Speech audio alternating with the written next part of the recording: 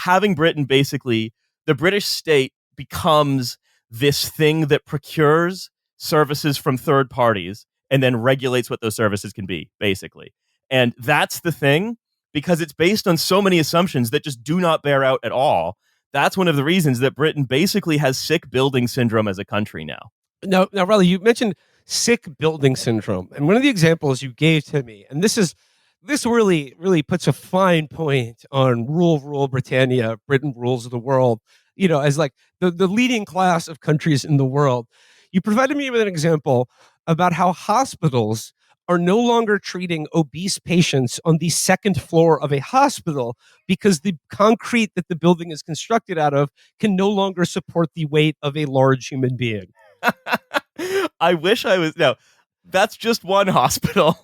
But so this is another perfect example, right, of things kind of the mechanism that was set up to be the state breaking fundamentally in the 1990s, which is there was this thing, RAC, reinforced autoclaved aerated concrete, that was supposed to be like a temporary building material in the 50s, 60s, and 70s. And it's basically like, what if instead of concrete, you had some concrete, some rebar, and then quite a few air bubbles? And Jesus. Yeah, what if? Yeah, what if that? And that's so by the way, that's how they constructed the World Trade Center. Yeah. And so it's only supposed to have this 50-year lifespan.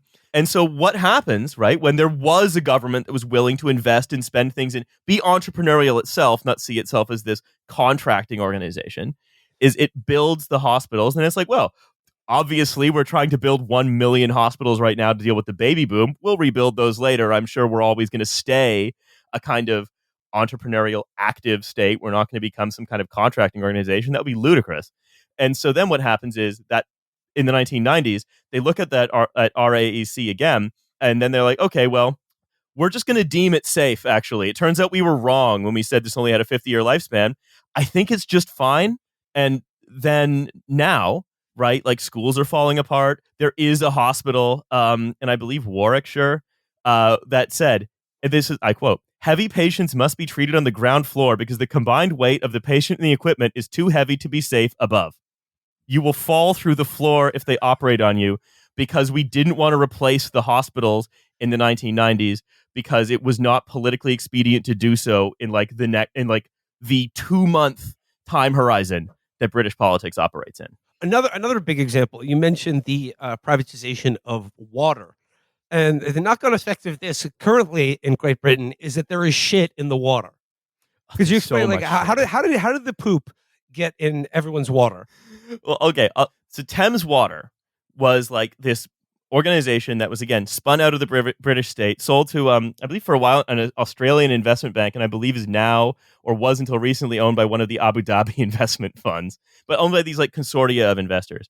Right. It's get purchased by these outside investors who then immediately like securitize the whole business, load it up with gigantic amounts of debt, start paying themselves huge dividends.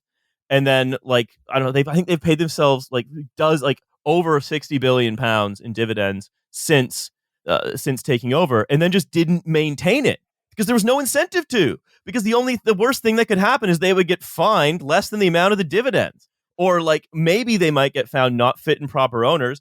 But what government would be willing to do that when the pipes are working fine enough for now? Maybe by the time they'll break, there'll be another parliament in and it won't be my problem. That's like a lot of the thinking is basically that.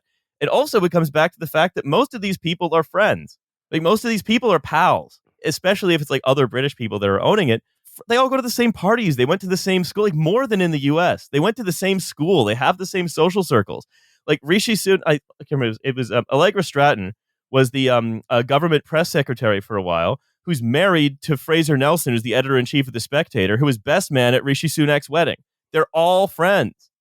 So you're not going to be like, ungentlemanly about it.